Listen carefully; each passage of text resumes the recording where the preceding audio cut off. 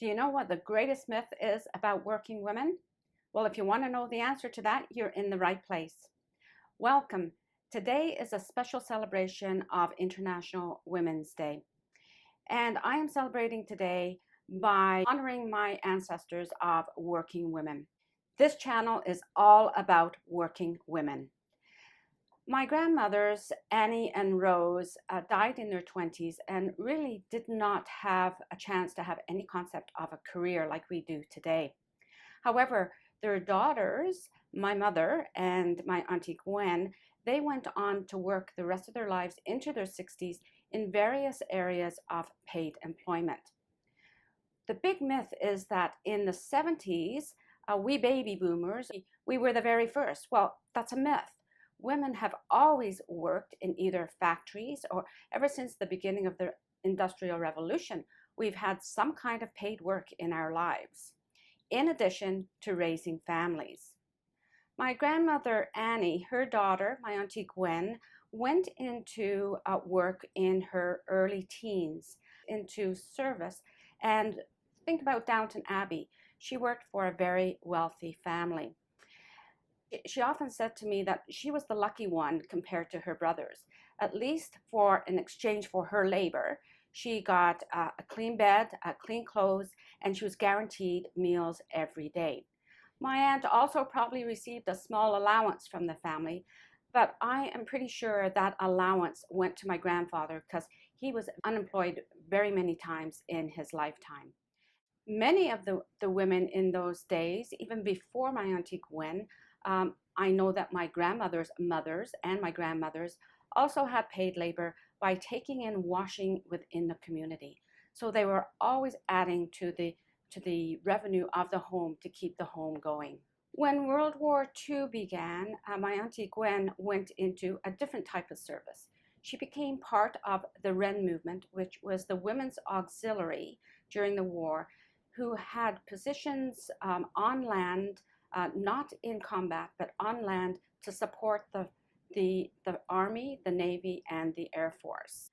I also recall her talking about the work that she did in a small arms and munition factory in Birmingham, England, which later retooled after the war to make bicycles and motorcycles. Throughout her working life, she worked basically for the same company, but the company retooled to supply automotive parts. When she finally retired from the factory life, she did not stop working. Actually, she went into a retail area called the Bull Ring in Birmingham, England, and she actually had a stall there. She was an expert seamstress, and she would sew up a blouse or a dress while her clientele shopped the rest of the day in the Bull Ring. So she never really did stop working for the income and to bring income into her family. It didn't matter what weather it was, whether it was a hot summer day or a cold winter, a drizzly day in Britain, she was in her stall working. And that was when she was in her 50s and into her early 60s. Rose's daughter, my mom, actually started working when she was 15, straight out of school. She worked for Cadbury's, one of the largest employers in Birmingham, England. And just think of the skit from I Love Lucy, where the chocolates are coming down the conveyor belt. That's always the endearing thought I have my mom at 15 years old, having these chocolates in front of her all day. Later in her teens, she worked for the same factory as my Auntie Gwen, and that's actually where she met my dad. And so when my mom and dad were married, my mom stopped working for a brief time, just shortly after I was born, and then went back to work in various other types of paid labor. Here is a picture of my Auntie Gwen and my mom in their early 20s. This is the day that we're seeing my dad off to Canada. He came to Canada 5 months before we did. So my mom continued to work until my brother and I came over to Canada in August of 1957. During her working career in Canada, she was a parts assembler, shipper receiver, and a cocktail hostess again, twice in her lifetime. She was so good at that particular job. When she was not working in a factory or a restaurant or a hotel or in a cocktail lounge, she looked after children. She provided daycare for other working women. So throughout the 60s and the early 70s, she looked after other children so that other women could go to work. This is when my mom broke the myth for me, telling me one day that I would not be the first generation of working women, that women have worked for a wage for many years, even if it was just to subsidize the family income or for the essentials of putting food on the family table. I hope you enjoyed this video today with the many pictures of my grandmothers and my aunt and my mom.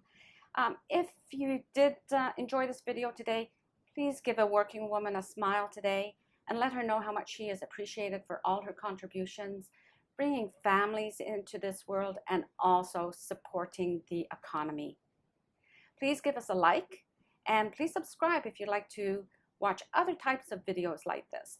I interview women who are enjoying their work after 60. I also interview women entrepreneurs and also those women who are returning to work during and after cancer treatment. Your subscription would be appreciated, and also please share with anyone else who you think that would love this kind of information.